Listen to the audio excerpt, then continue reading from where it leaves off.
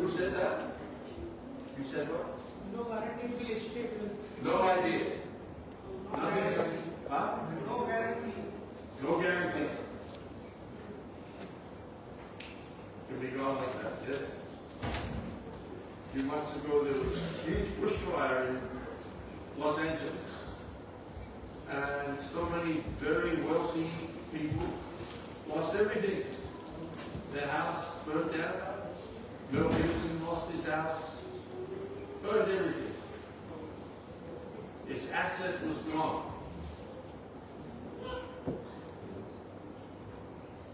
This is the problem that we all face in this world. This world is a temporary place. Everything you see will be finished. Everything up to this entire universe that we're living in. We're just one tiny little speck of a planet in a vast space where there are trillions of planets. And they are all temporary.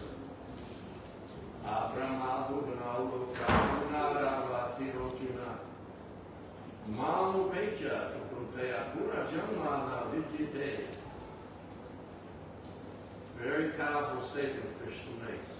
You're not hearing me? Yes, better than the mind. How's that? That's better. I don't have to shout.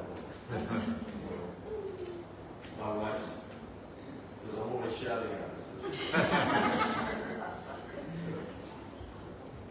You should give me a microphone. I don't want to shout. So, this is a very powerful verse from the 8th chapter of Bhagavat Gita. Krishna gets very serious. Well, Krishna's very serious all the time.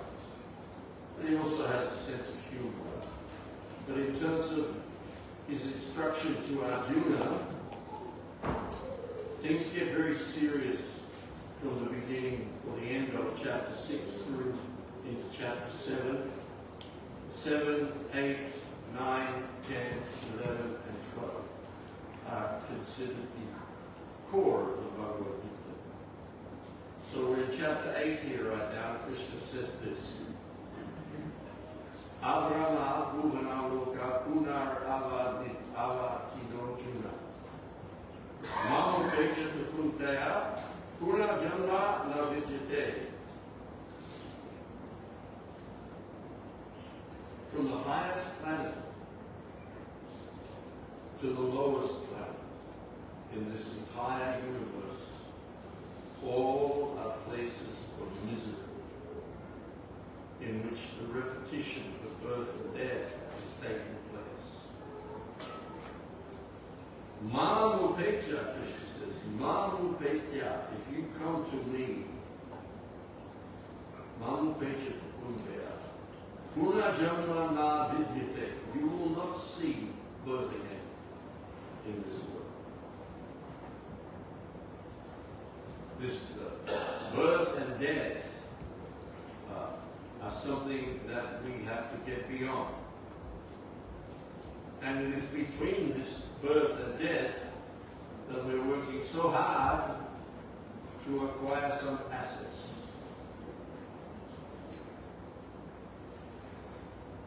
And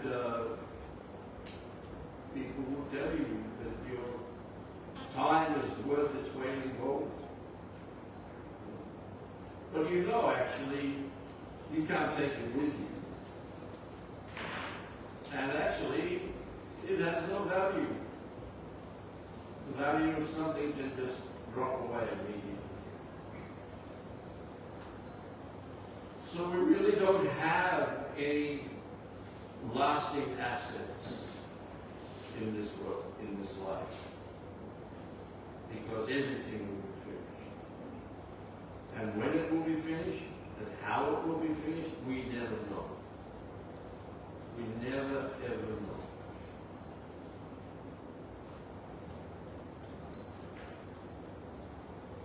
So I was asked to talk on the topic of, and Prabhupada gave a very nice lecture about it in 1973.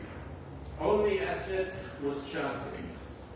He was talking about how he began ISKCON. Has anybody read the Srila Prabhupada Vidamrita or the one volume Prabhupada book? Yeah? Anybody read it?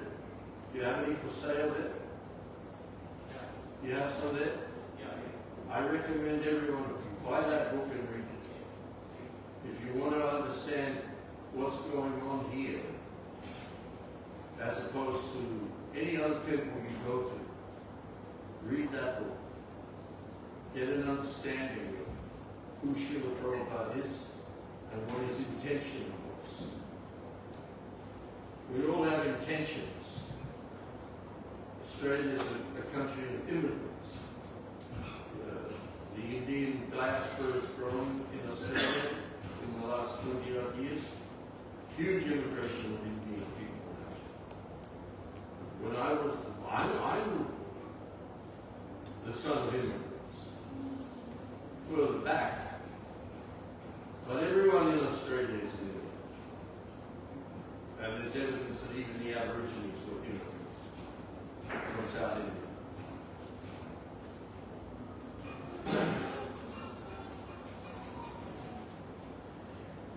So we all come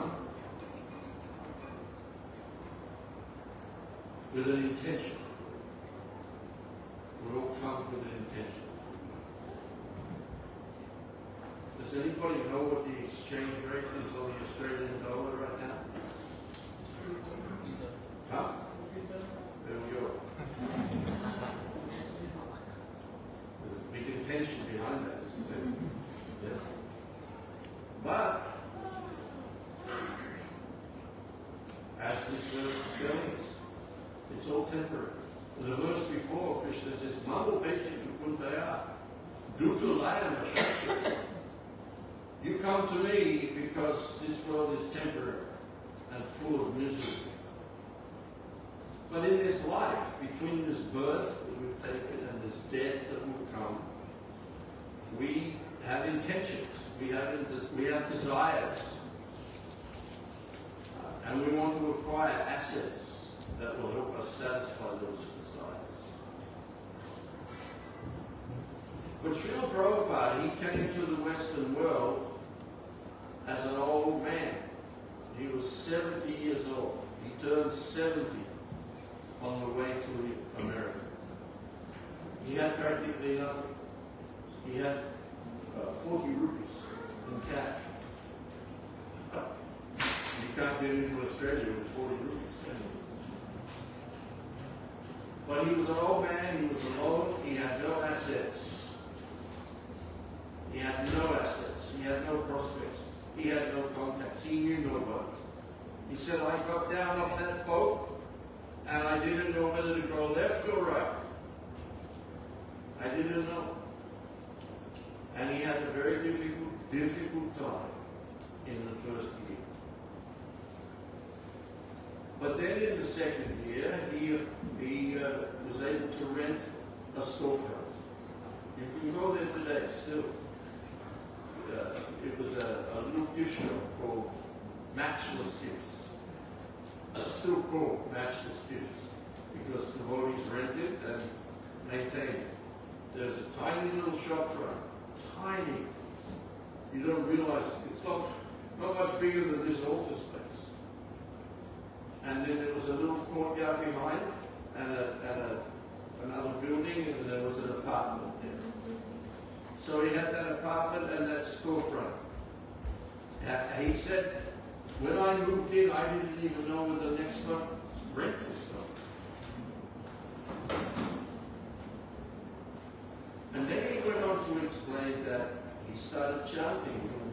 There was a park nearby, Thompson Square Park. And he used to go there with devotees. He didn't even have we have these drums, these mridanga drums. He didn't have a mridanga drum, which is an asset. Yeah, it's a real asset to have that. Yeah, major life. Yeah. He had a little bongo drum. little boom, boom, boom, boom, little drum he had under his arm. And he said, my only asset was chanting. My only asset was chanting. And then he said, I didn't chant to attract a crowd. He said, I chanted to glorify Krishna. And Krishna in the heart sent some sincere people to me. There was no prasadam distribution. There were no books to distribute. He had a few books, but he was just doing them in shops. He didn't have books like we have books now. But he said, I have full faith in this chanting. I have full faith in this holy name. This was my asset, this chanting. And from that, the whole of the International Society for Krishna Consciousness has come into existence. And is growing. In some parts of the world, it's growing very slowly. In some parts of the world, especially in India, it's growing exponentially. Huge numbers of temples, huge numbers of devotees, huge numbers of Srila Prabhupada's books being distributed. All because of the intention of Srila Prabhupada. He came to the West with a very clear intention. And that was to glorify the chanting of the holy name of the Lord and introduce the philosophy behind it. This is not mythology. This is not fairy tale. This is not fiction. Krishna is real. Krishna exists. And Krishna is an absolute personality. There is no difference between Krishna and anything to do with Krishna. Anything to do with Krishna is Krishna. Prasadam is Krishna. The holy name, Harinam, is Krishna. And the point is that you can get Krishna's direct association simply by this chanting. If you want, if you have an intention to get it. Of course, Krishna makes it very clear at the end of the Bhagavat Gita. He says, I've given you knowledge most confidential now. Now you consider this and you do whatever you choose. You can do whatever you like. That you can do whatever you like is always there.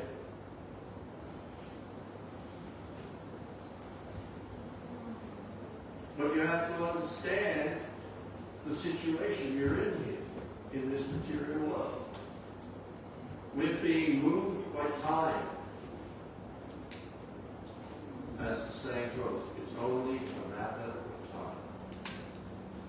It's only a matter of time. We've taken birth.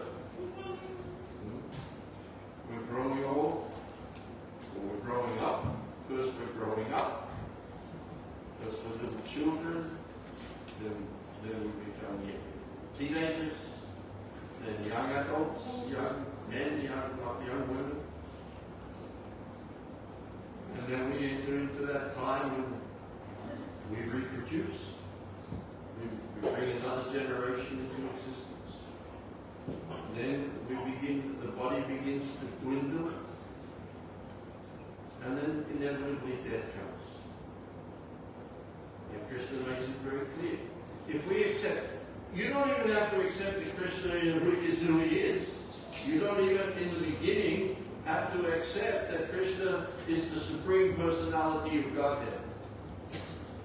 You can just accept him as a very smart philosopher. Everybody has a philosophy of life. Everyone. Everyone has a philosophy about what life is about. or what life is. So Krishna begins with Arjuna giving his philosophy of life.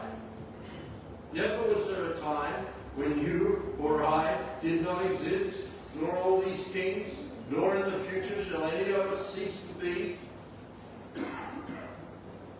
As the embodied soul is passing in this lifetime from childhood to youth to old age, the soul similarly passes into another body at death.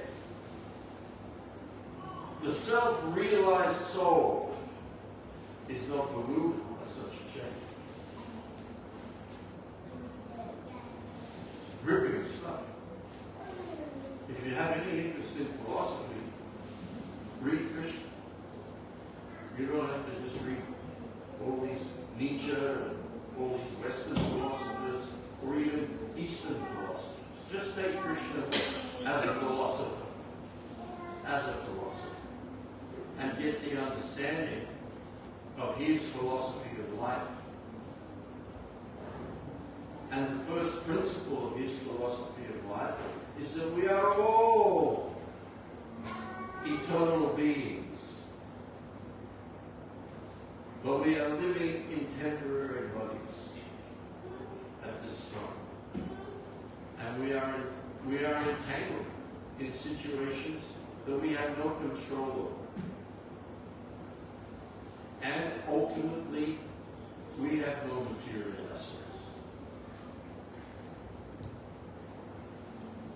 We have none. Because nothing material can stop you from death. You have to think about that in your life. You have to get serious about that. Life in the material world means birth and death. Inevitable death. But Krishna makes it very clear. First thing, you don't die. The body dies. But you are not the body.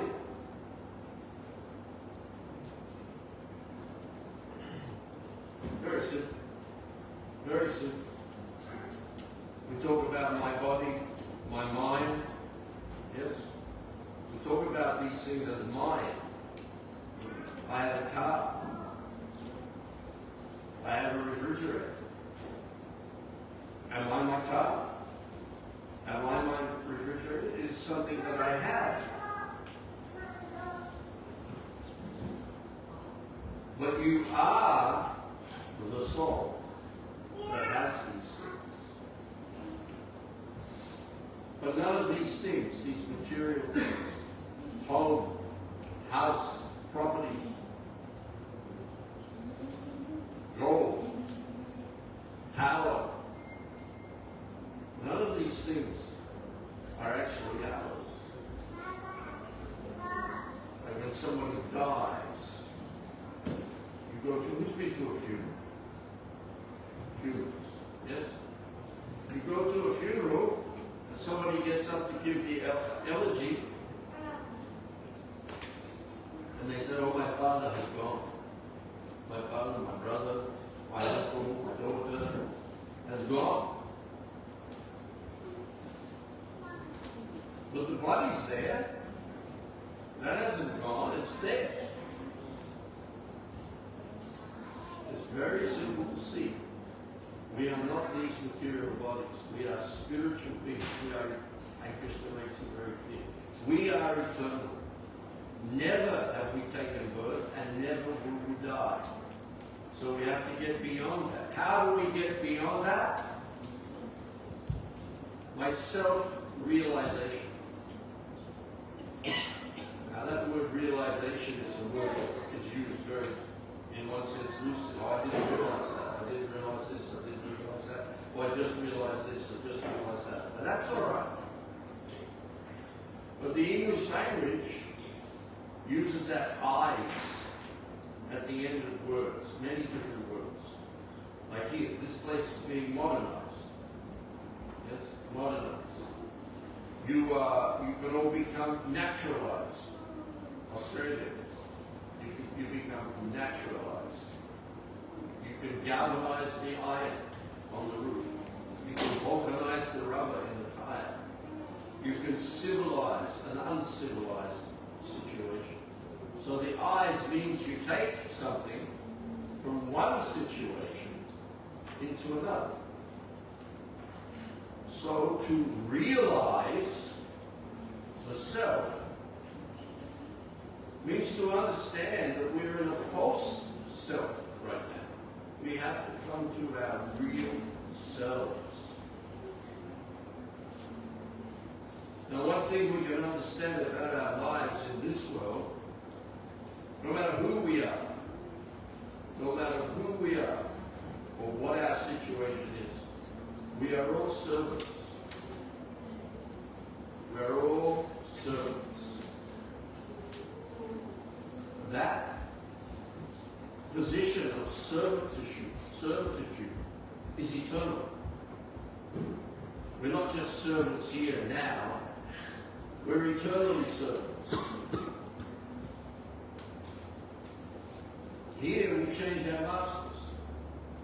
Here we have to change. We don't know what we were in our last lives.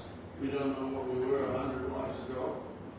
But one thing we can see that is constant in the life of everyone is servitorship.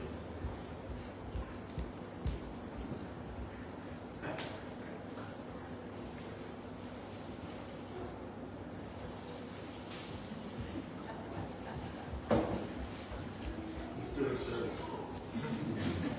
See? Doing service. He wanted his little drink bottle, so he threw it in there. No, I'm not somebody else.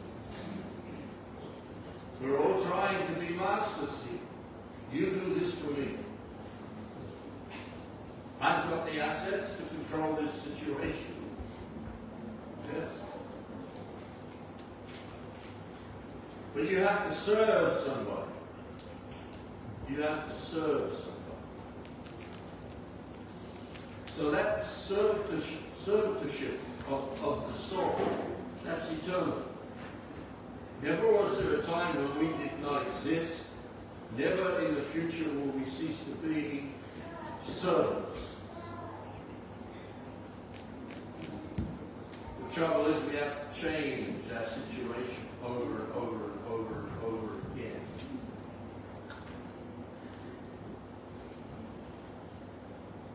You might not think that's a big deal, but I think you're all here because you realize there's got to be more than this. There's got to be more than this. And indeed, there is more than this. But in order to actually understand what is more than this, and get in contact with what is more than this, is we have to gain knowledge of our eternal servant. Who is our eternal master?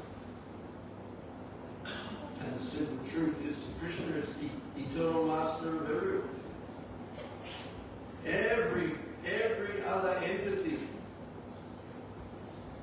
in the totality of creation, spiritual and material, is a servant of Krishna. And servitorship is actually the source of our happiness, the source of our satisfaction. At the beginning of the Srimad Bhagavatam, the sages of Ashraya asked Sutta Goswami 6 questions. And they asked, what is the supreme occupation for human beings, for all humanity? And Sutta Goswami's answer to that is Savai Kumsam Paro Darlo Yato Bhaktiya Advoksati Oikaki Apatiyata Yayatma Suprasiti, that the supreme occupation for all humanity, Kumsam, in everyone, Savai Kumsam Paro Dharma, the supreme Dharma, the supreme occupation for all living entities, that is bhakti. Bhakti. You talk bhakti and Hosadir. And Hosadir is the name of Krishna, meaning he exists beyond the realm of our mundane sense perception. Krishna is all pervading, but we can't see him with these materially conditioned eyes. Then, such devotional service has to become uninterrupted and unmotivated in order for us to become completely satisfied. And for Krishna to become completely satisfied. We exist to love Krishna. And love for Krishna is present within the heart of every one of us. But we are now covered. We are now covered.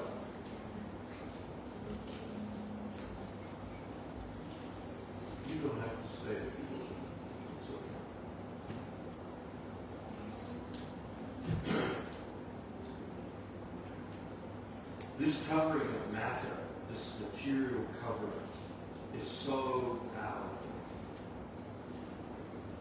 It's said that the potency of one jiva is like the potency of 1,000 suns rising in the sky simultaneously.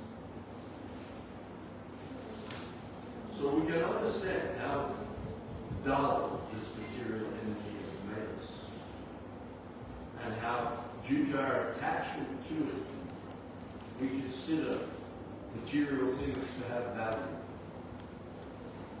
But actually they have no value in the ultimate assessment of things. Nothing lasts. But we want a life that lasts. Nobody wants to die.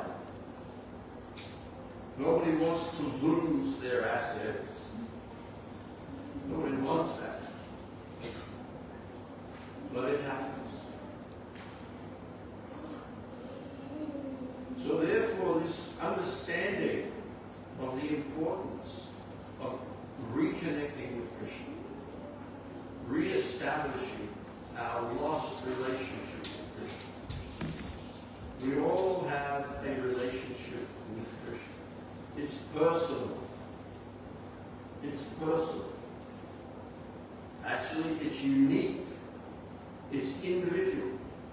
That's another point Srila Prabhupada makes very strongly when Krishna says, never was there a time when I did not exist nor you. He stresses the eternal individuality of everyone. And Krishna is unlimited. Krishna's ability to have intimate, loving, personal, individual relationships is unlimited, effortless for Krishna. And another thing Srila Prabhupada used to say very often, Krishna is very anxious for you to come back to him. Why is there Bhagavad Gita? Why is there Srimad Bhagavatam? Why is there Lord Chaitanya's Sankirtan movement, the propagation of Harinam in the world? Why is this here? Because Krishna wants us to take it up and come back to him. We're going to go somewhere. We're all going somewhere. Everything here is temporary. We're going to go somewhere. This little meeting is going to be over. We're all going to go somewhere else. Yes? And inevitably, when death comes, you have to go somewhere. So we're on a journey. We're on a journey through time and space.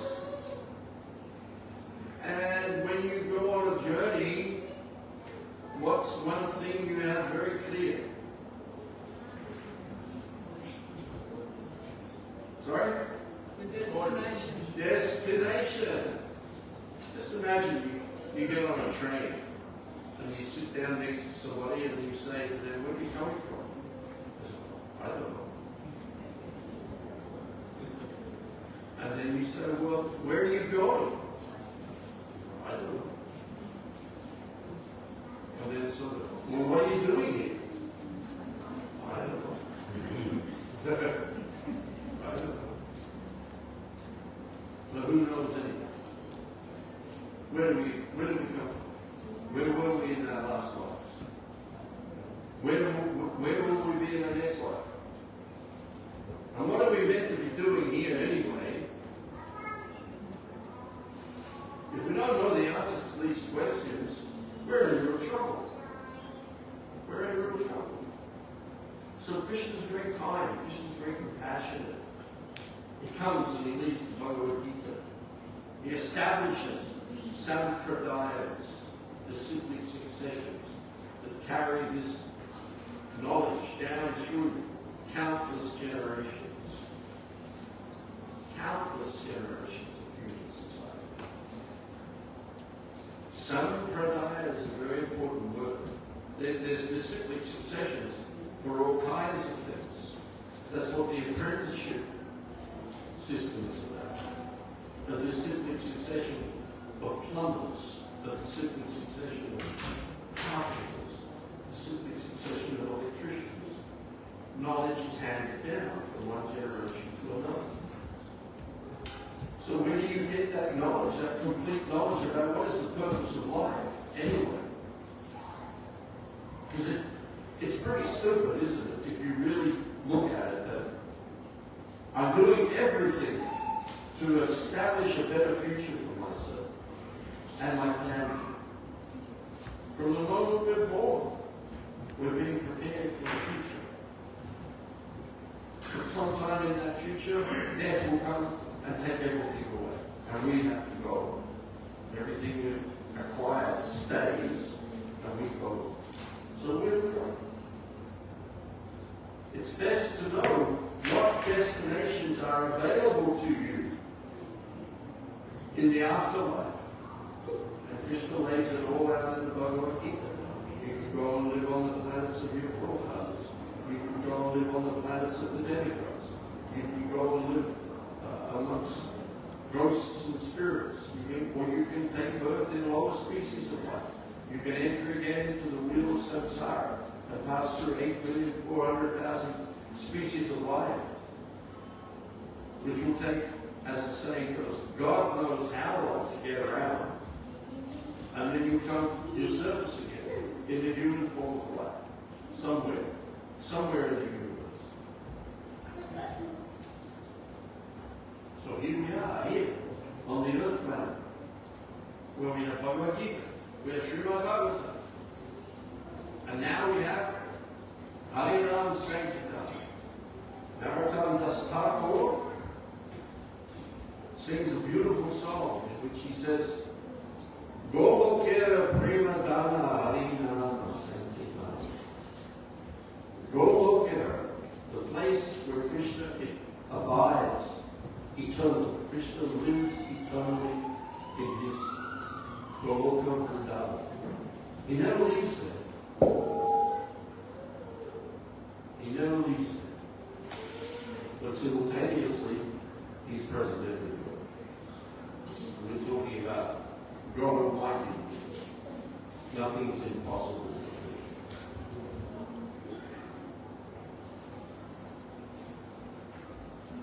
So Golokera Prema Dana. Dana is gift. It's gift. Charity. Prema.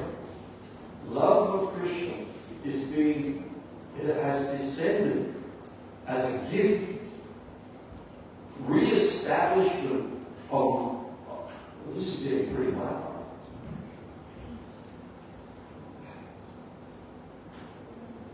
Re-establishment of our lost, loving relationship with Krishna is very rare. The opportunity for this is very rare. We could go into all kinds of detail about that.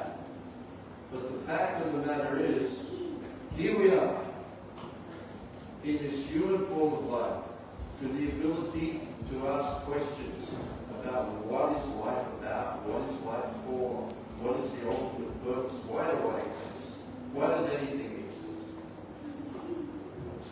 Again, taking Krishna as a philosopher, all the answers are there. But above and beyond it all is this situation now at this time. Golokera Premadana Harinama Sankirtan. In the form of Harinama Sankirtan. By taking this as our asset, and it's freely given. The greatest asset that we can ever have is to have that process by which we can re-establish our lost relationship with Krishna. And it is simple. It's simple. It's not artificial, it's real. And all you have to do is do it. Chant. There was a funny cartoon Prabhupada liked one time where there was this old lady sitting opposite an old man. And she was saying, chant, chant, chant. And he was saying, can't, can't, can't. Anyone can do it. Hare Krishna, Hare Krishna, Krishna Krishna, Hare Hare. Hare Ram, Ram Ram, Hare Hare. Hare Krishna, Krishna Krishna, Hare Hare. Hare Ram, Ram Hare Hare. Hare Krishna, Krishna Krishna, Hare Hare. Hare Ram, Ram Hare Hare. Hare Krishna, Krishna Krishna, Hare Hare. Hare Ram, Ram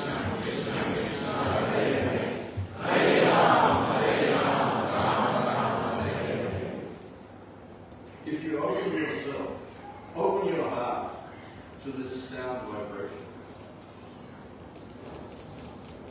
Open up. Open up to it.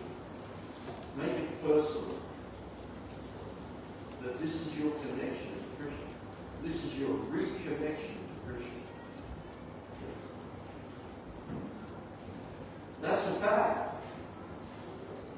All you have to do is take up this chanting. And then as time goes by, if you're serious, you will see this is the only asset you need. This is the only asset you need. Because Krishna reciprocates. It's personal. Krishna will reciprocate with you. Krishna will respond to you. Krishna will look after you. Actually, we're all dependent on Krishna at every moment. What is the right time on those two clocks? One showing almost 7:30, one showing 10 past. 7:27. Okay. Aarti starts in a minute. Yes? Oh, I was looking at the other one. Poor past. I was going to stop and ask a question. It doesn't look like there'll be any questions. Thank you all for being so attentive and patient with this. What do you think? Good asset? Yeah? Is it a good asset? Yes. Yes? You're going to make it your asset? Yes. Yes? Chant and be happy, Srila Prabhupada. Chant and be happy. Everyone wants to be happy. And this will make you happy. Even in the midst of the most difficult circumstances. Gradually, you see, I have nothing to do with any of this. I'm just passing through. Doesn't mean you're not polite. It doesn't mean you don't care about other people. It doesn't mean you don't have to work to make a living, keep body and soul together. All those things go on. But gradually, we realize ourselves. We realize ourselves, and Krishna becomes more and more real to us. Hare